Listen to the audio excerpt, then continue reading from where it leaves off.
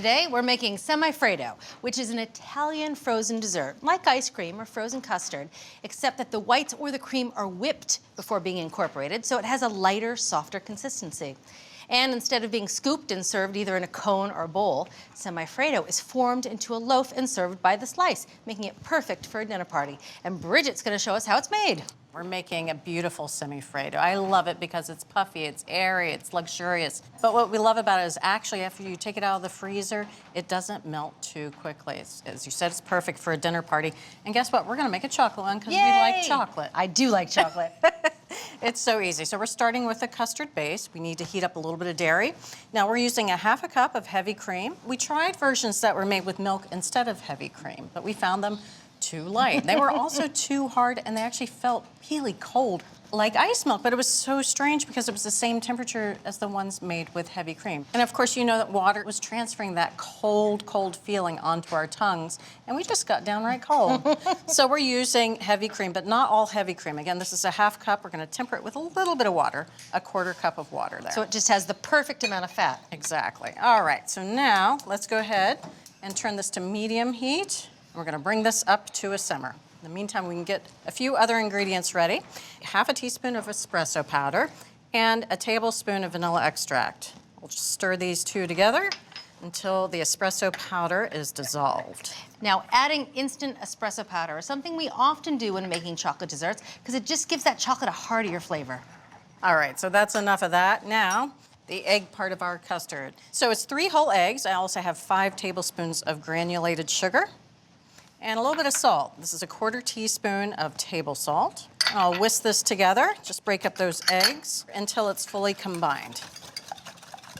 All right, so now that this is combined, we wanna start adding this dairy to our eggs, but we wanna do it gradually, tempering the egg yolks, bringing their temperature up so that they don't scramble. I'm gonna add a little bit of our cream and water mixture, just slowly,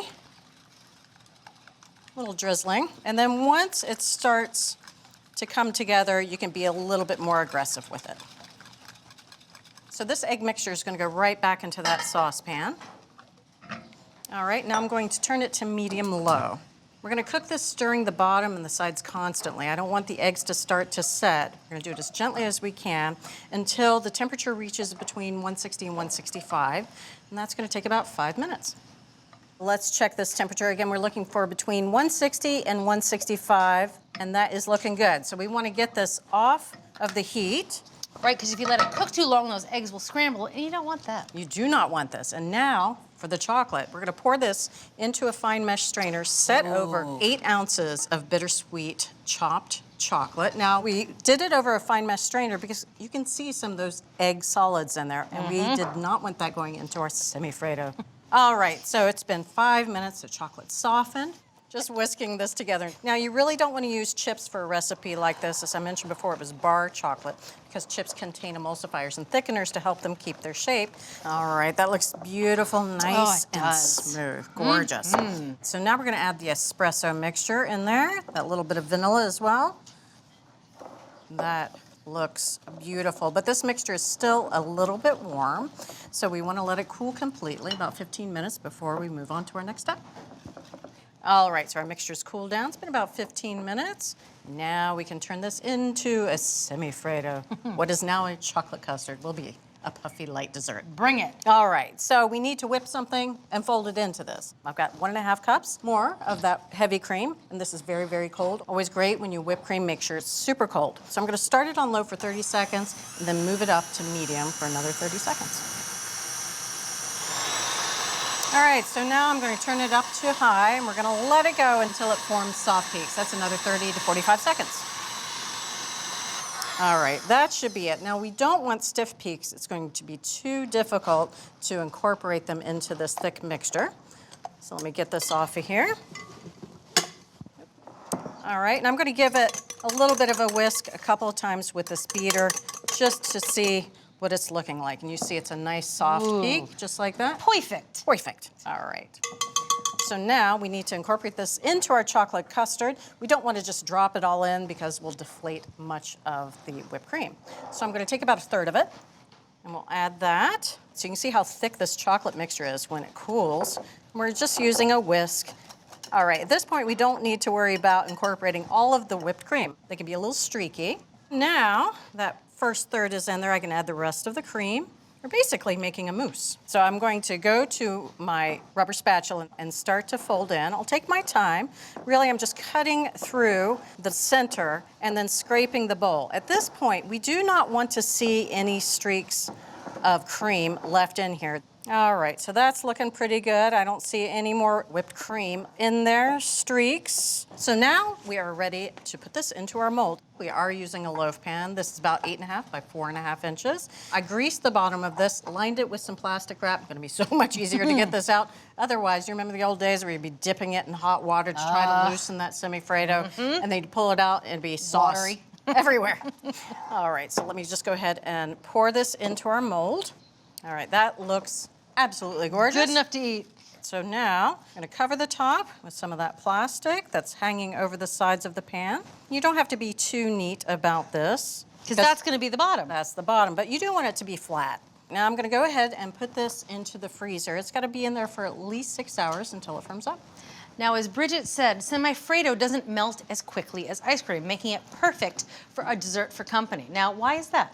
As ice cream sits, heat from the room hits the outside of the ice cream and passes straight into it without much resistance, melting it.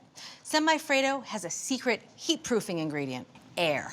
Ice cream contains some air, but when we whip cream, we add lots of air. And by folding that frothy whipped cream into our semifreddo, we essentially create an ice cream that's pumped full of air, and air is a great insulator. So when the dinner party gets good and hot, the heat can't get inside the dessert as easily because of all that insulation. So it takes much longer for the semifreddo to melt. And that's why semifreddo stays frozen longer and retains its shape better than ice cream. So we're gonna make something that goes alongside a beautiful chocolate semifreddo, a cherry sauce.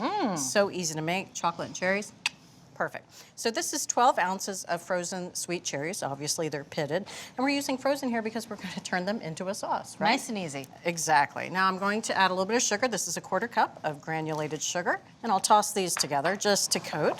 So these are still frozen at this point. They are. They're fruitsicles. So that's good enough. So now I'm going to put this into the microwave. We're going to cook it on high power for about 1.5 minutes. After that, I'll stir it and cook it another minute. What we're doing is we're really just getting that sugar to dissolve and those juices to start being pulled out of the cherries. All right, so here's our cherries. Juicy. Give them a final stir there. Just get any of the sugar that wasn't dissolved because it was clinging against the side of the bowl. All right, so now, if you wouldn't mind holding that fine mesh strainer of the saucepan. You got it, and I'm gonna stand back because that is cherry juice, also known as a shirt killer. I'm gonna pour this through the fine mesh strainer into our saucepan. Give it a shake here. We're separating the juices from the solids in there because we want to retain their shape, but we want to reduce this liquid down and just actually thicken it a little bit so that it clings to our semifreddo. Makes sense. So I'm going to turn the burner to medium-high. There we go. We're going to bring this up to a simmer. In the meantime, let's talk about thickener. Now we're making a cornstarch slurry so that we can add it to our liquid and it'll just thicken it up just like that. I've got 1.5 teaspoons of cornstarch. I'm going to add 2 tablespoons of liquid. Now you could use water to do this, but why would you when they make something called kirsch? A beautiful cherry brandy. Again, if you want to use water, that's fine. Ooh, that's gonna be good. Just adding another cherry dimension. We're just going to stir this until the cornstarch is completely dissolved.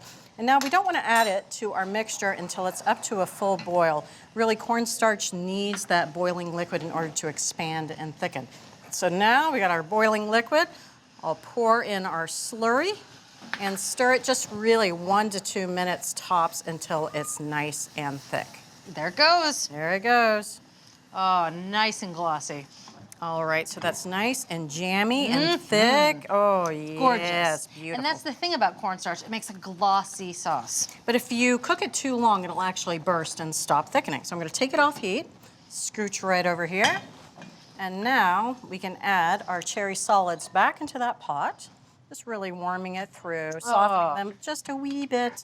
And then to brighten it up a little bit, 1 tablespoon of freshly squeezed lemon juice. That on chocolate's gonna be amazing. And now we're gonna leave this here in the saucepan. You can transfer it to a bowl now, or you can let it cool completely. And this can actually be made up to a week in advance, stored in the fridge, and we'll wait for the semifreddo to completely firm up. All right, Julia, your guests are here. So I'm going to unfold the plastic. It's completely firmed up. Let's invert a platter over it. And then, whoop. All right. So now we lift that away. I've never seen one come off so easily before. You know, if it doesn't come off easily the first time, just let it sit for a couple of seconds, warm it with your hands, and it'll release. I'll remove that beautiful plastic. It did its job. If there are any spots that aren't very smooth, you can always dip your spatula into hot water, wipe it off on a towel, and it's just really the residual heat. It's kind of re-melting that, turning it into a nice, smooth surface. Now, one thing you should notice, as I've been cleaning this up, it's not melting. No, it's not. Yes, we don't have a chocolate creme anglaise here on our hands. It still is in a beautiful loaf form. Love it. So now it's time to slice it and serve. And we want pretty thick slices, so about Good. 3/4 inch. Right through. All right, and I want to dip my knife in between each cut, wipe it off on a towel to get rid of any excess water. Look at that. Gorgeous. All right, I'm going to put that on a plate here. Oh, lovely. Some cherry sauce. Don't skimp. And some of the juices as well. Oh, yeah.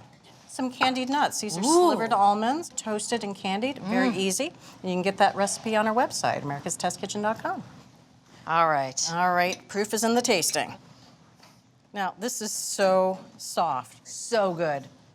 The flavor of the chocolate, and it's a strong bittersweet chocolate flavor. The cherry and the almond. Ugh. It has that rich ice cream-like flavor, but the texture is just much lighter, a little more elegant. More like a mousseline. Delicious. So if you want to make a chocolate semifreddo, start with a simple chocolate custard using eggs, heavy cream, and bittersweet chocolate. Whip heavy cream, then fold it into the cooled chocolate custard and spread into a loaf pan lined with plastic wrap and freeze. To serve, slice the semifreddo and garnish with a quick cherry sauce and some candied almonds. From America's Test Kitchen to your kitchen, a great recipe for chocolate semifreddo. Thanks for watching America's Test Kitchen. What'd you think? Well, leave a comment and let us know which recipes you're excited to make, or you can just say hello. You can find links to today's recipes and reviews in the video description. And don't forget to subscribe to our channel. See you later. I'll see you later.